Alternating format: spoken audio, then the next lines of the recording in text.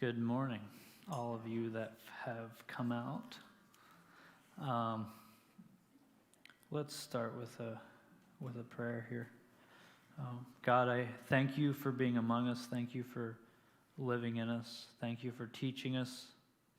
I pray, God, that you would teach us from your word this morning, that we would be encouraged, that we would live by faith.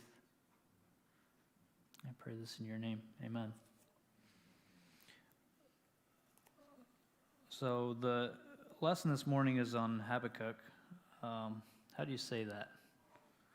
I feel like there would be different ways. About half of Bible scholars say Habakkuk and the others half say Habakkuk. Habakkuk. Yeah, I've heard that too. Okay. Anyway, it's an interesting book. You don't see him. He hears from God. You don't see him talking to the people of Israel. It's more of a dialogue with God. I imagine he did. I don't know. We don't see it in this book, but he was a prophet, one of the minor prophets. So he lived in a time, I believe, shortly before the Babylonians came and took Judah captive, and he was in a time where there was a lot of evil. There's evil all around him. The king was a wicked man. So he starts out his complaint to God. He's concerned about the sin in Israel. He starts out, "O Lord, how long shall I cry for help, and you will not hear? Or cry for violence, cry to you of violence, and you will not save?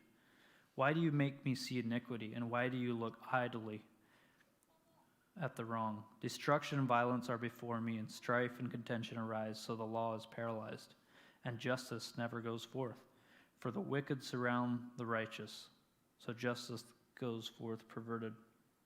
So you see him he's a little frustrated. He's very concerned, and rightly so.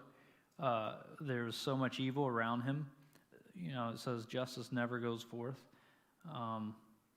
So he was concerned about this, and I think he was probably crying out to God for quite a while, for a number of years.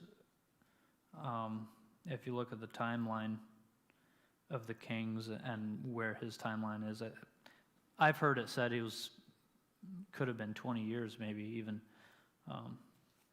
But, how long shall I cry for help, and you will not hear? And we see, one of the points we see here is that when we recognize God's authority over everything, it enables us to live with patience. And this is what he learns in this book.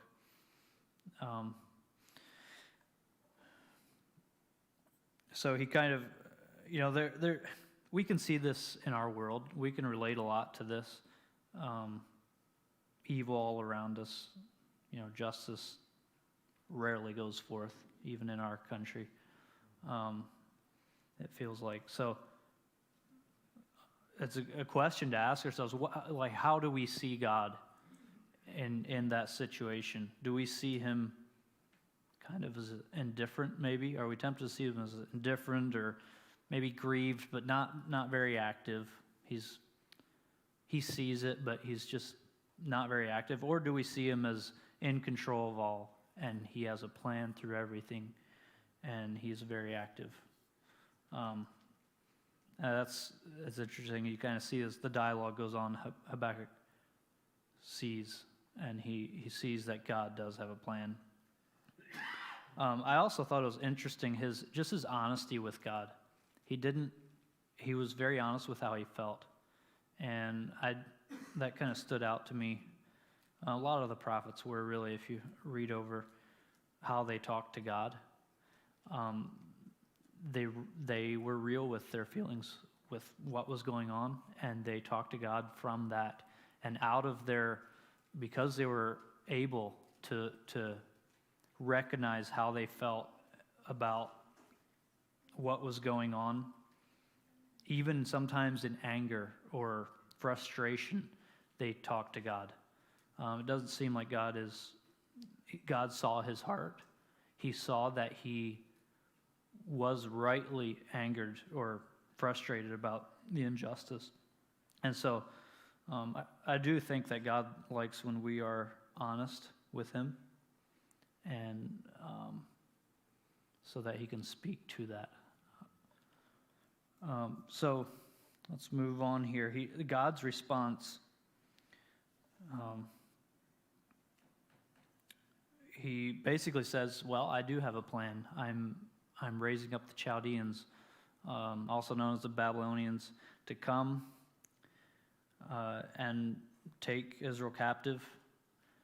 And it's interesting, Habakkuk's response to that is, man, you're going to use a more evil nation than us to bring justice or to chastise us. And so he's like, first he asks for an answer from God. God answers him. Now he's, wow, easy. I don't know if that might be a little overboard. Let's see here.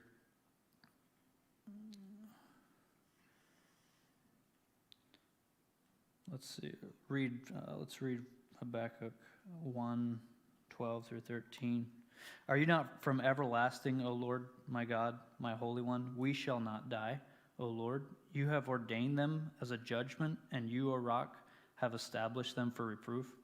You who are of purer eyes than to see evil and cannot look at wrong, why do you idly look at traitors and remain silent when the wicked swallows up the man more righteous than he? So he's talking about the Babylonians now. Why are you going to use someone more evil than us to come? And so it's interesting. He's kind of struggling with God's way of dealing with evil. But we can rest assured, I believe, that in the midst of everything going on in our lives and everything that we see in the world, that God is in authority still. He's in control. He's working things out, and he has a purpose and a plan. And sometimes that plan may look like something evil. That could be part of the plan. So, kind of a central doctrine, the problem of evil. I know this is kind of a little bit of a detour, but a lot of atheists argue that if God is all-knowing, all-powerful, how could he allow evil in the world? Just wondering if you guys have any feedback on that. What is a good response to that? That's a very common question. Just a short answer to that. Kind of maybe putting you on the spot. I think for many people there's a fundamental misunderstanding of the ways of God. They can't fathom that God can use evil to bring about good. Right. Ultimately, if God allows evil, it is to bring about good, but people can't see that. Right.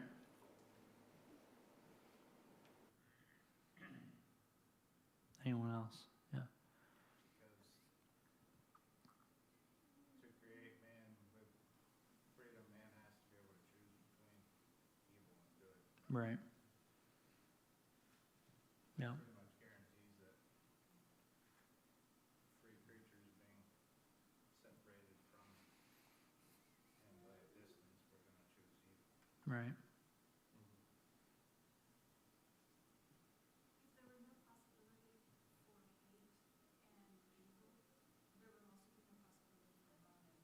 Right.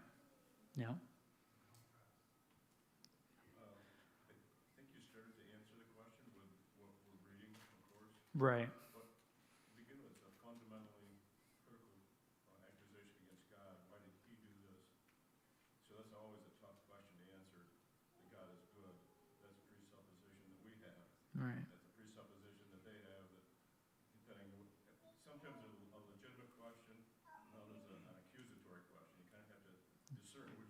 Right. Coming from my mind, yeah. Yeah, no, that's good. It's kind of maybe the moral argument they call it. Yeah. And, oh, go ahead. No. Oh, it's just interesting how Habakkuk sounds accusatory toward God, and yet he does hear Yeah, God's answer right, at the end of the day. right, And whereas others are posing the question because they don't want to hear God's answer. right, And that's almost the difference between faith and unbelief. right, right. That's kind of the point. He was honest, and it could sound like he was, I don't know. Yeah, I think one thing to understand about the book of Habakkuk is in almost all the other, I believe all the other prophets, God gave Israel a chance to avert judgment. right, In this case, it was Judah, through repentance. yeah, In this book, he gives them no such opportunity. He says judgment is going to come no matter what. I mean, it's too late for right, the nation. And there is no chance of averting this judgment by if you repent, I won't do this. right, But so the evil is going to happen. But in the midst of the evil, it is when the New Testament comes through. If you want to be saved, the just shall live by his faith. right, God is still offering personal redemption to people. And through this judgment, he was going to bring about redemption through Christ right. in the future. So there is hope offered in the midst of this evil. Yeah, and that statement there, it does, in the context, it is saying, hey, if you do live by faith, you will be, Yeah, and as a nation, there's no hope. right, But as individuals, right, just shall live by his faith. right, It said specifically, in other words, if you want to individually be saved, you right. individually have to have faith. Yeah, that's good. So,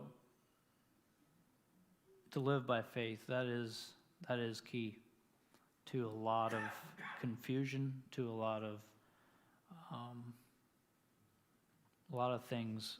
I mean, there's a lot of different things, whether it's sickness or, a host of different things that could cause us to kind of question God, or what, you don't see a plan. You're praying for years and don't see an answer.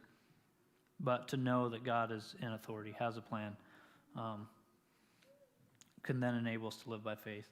A couple impacts of living by faith, a couple notes here. Faith is the key to not giving up in times of unanswered prayer. Faith is the key to triumphantly enduring suffering and oppression. Faith is the key to a correct view of history. That's an interesting one. Faith is the key to the problem of sin and the apparent triumph of evil. And faith is the key to sanity in the midst of adversity. I thought those were good. Any comments or thoughts to add? Yeah. Faith is the key to not giving up in times of unanswered prayer. Faith is the key to triumphantly enduring suffering and persecution or oppression. Faith is the key to a correct view of history.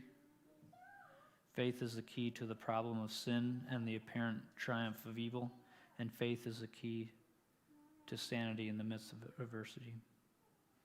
I can give them to you later too if you didn't catch them all. So what does it mean to live by faith, practically? We kind of touched on some things, yeah. Well, kind of tying in back with what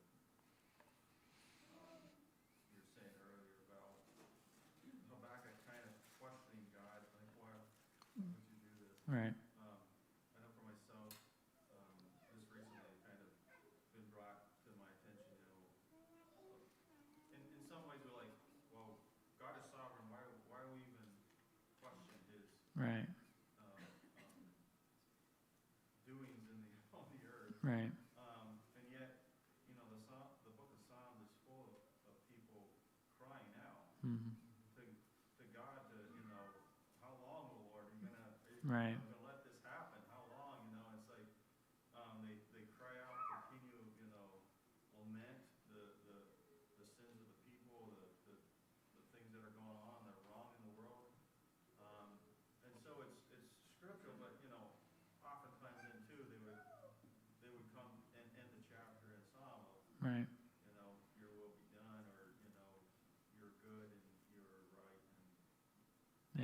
which, So I think yeah, for us, we don't, it doesn't dampen our faith if we just, are honest, yeah, God, why, and how can this go on? And you see the injustices in the world and wonder why, and it's like we can try to do as much as we can about it, but often seems like we're going swimming upstream against the current. right, Um, but at the same time, it does need to root our faith in deep, in that, he is in control of things, and yeah, will one day bring about justice. that's good.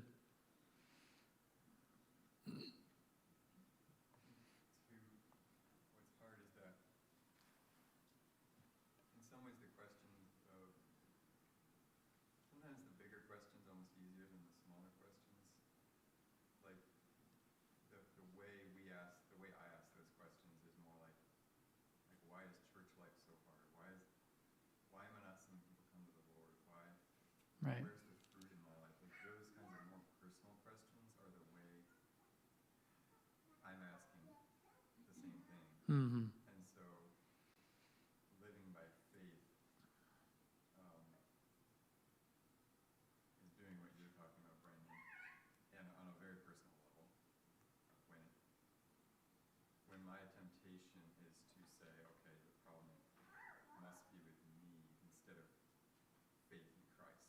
right, Christ is the solution, not me.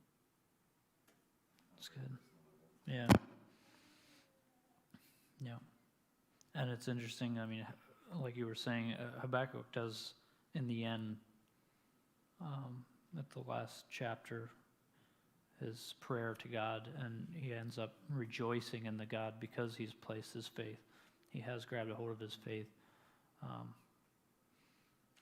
Even in the midst, I mean, he knew the Babylonians, when they came through, it wasn't a good thing. They destroyed everything, down to the plants and animals. And he saw that in the future. And I'm not sure if he was alive. I think he was actually alive for that. Yeah. But, so let's move on here. So then we see God's faithfulness. We're able to grab hold of the fact that God is in control. And then that enables us to live with joy because we see God's in control of our lives. God's in control of all the problems we face, all the situations we're in. And it enables us to live with faith and then also with joy. Chapter 3, 16 through 19. I hear and my body trembles. This is Habakkuk's prayer after, I guess I kind of skipped over. Chapter 2 is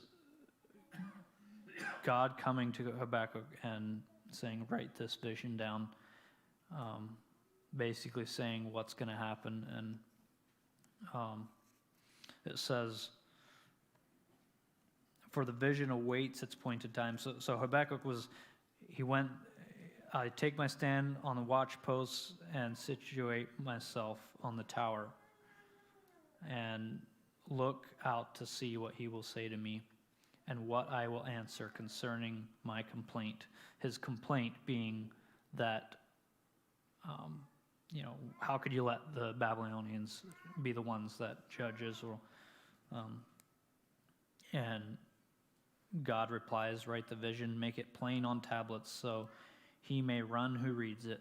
For still the vision awaits its appointed time. So basically, you don't see it right now. It's coming when the time is right. And that's also something we can learn is in that God has a plan. He also has a timeline for everything. And we can trust his timeline too for answers for the problems in our lives. So I'm not going to go through that whole chapter. It's long.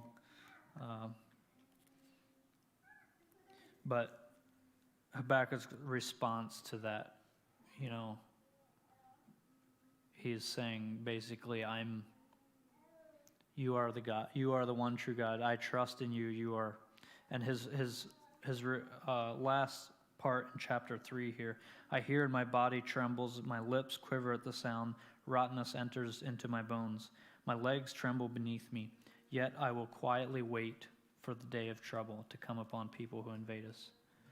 Though the fig tree should not blossom, nor fruit be on the vines, the produce of the olive fail, and the fields yield no food, the flock be cut off from the field, and there be no herd in the stalls, yet I will rejoice in the Lord.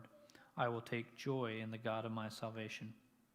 God, the Lord, is my strength. He makes my feet like the deer's. He makes me tread on high places. To the choir master with stringed instruments.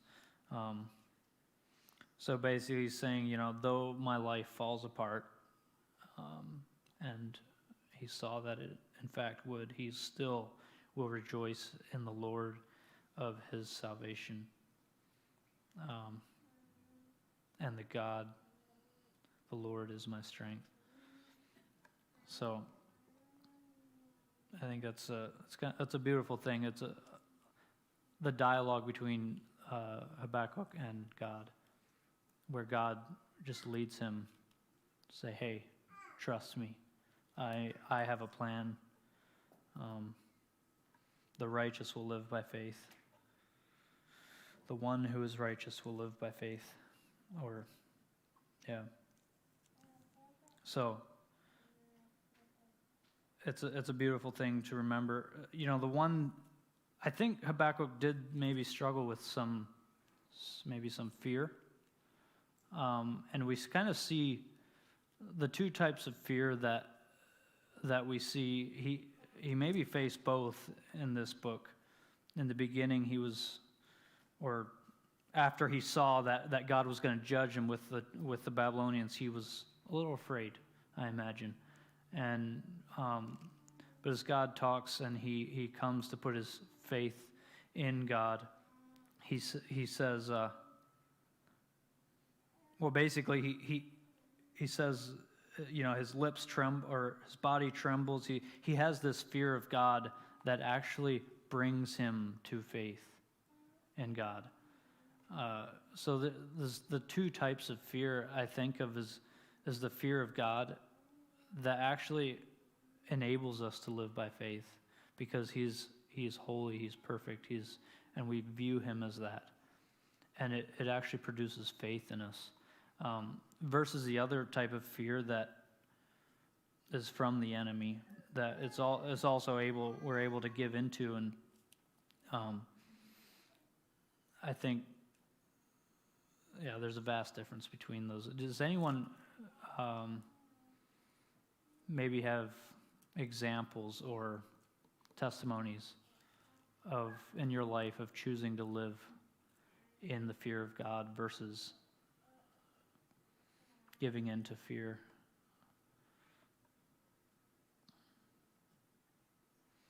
Just thought I'd put that out there. I know it's on the spot, but it's also a good thing to think about.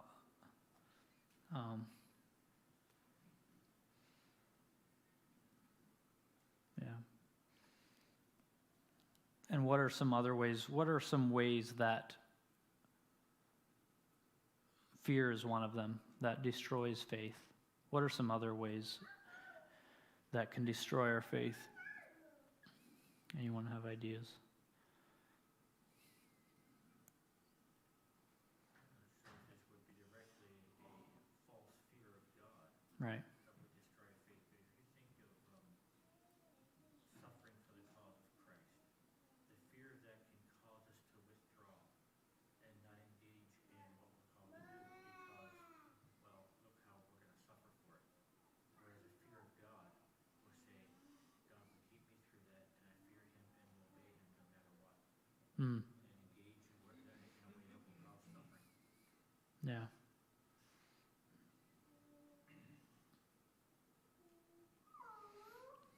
Yeah. I know, just very generally, I think to open ourselves up in some way to the enemy's attacks, whether it be by fear or sin or whatever, lies, believing lies. Where the devil can bring in confusion and all these things that can then take our eyes off Christ, that can destroy our faith.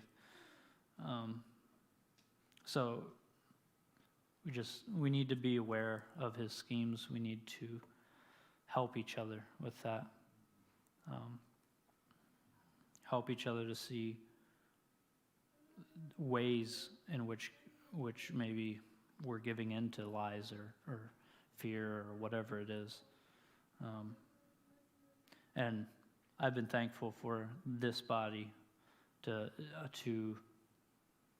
maybe even in some instances where you guys aren't aware, but you're living by faith, and that points me and all of us to also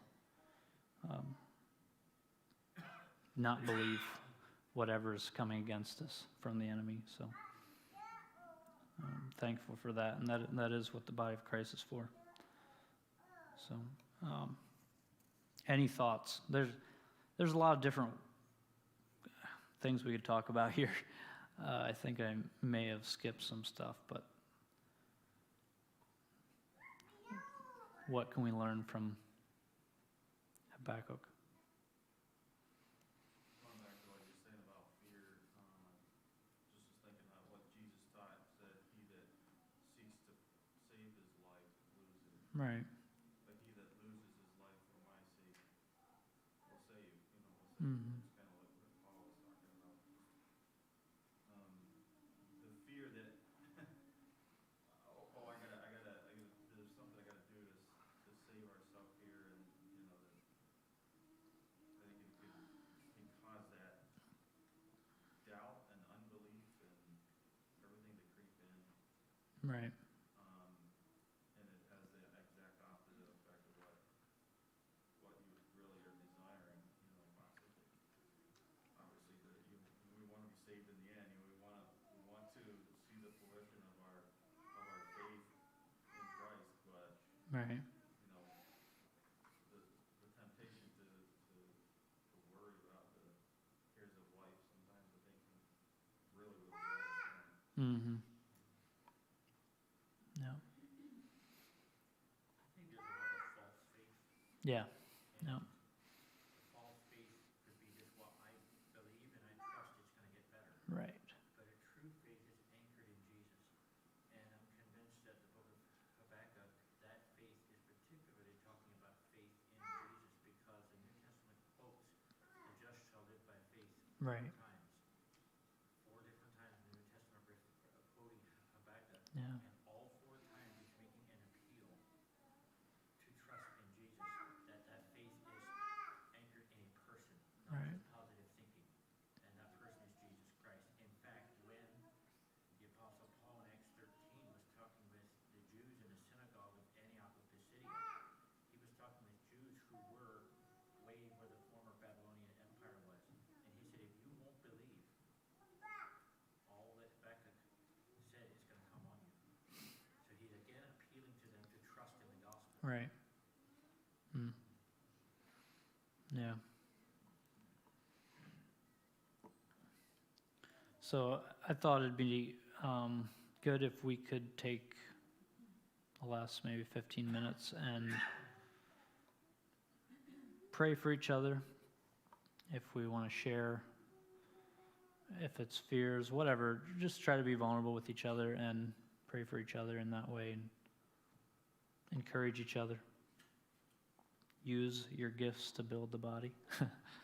So let's do that. Maybe just split up and groups of 2, 3. Be good.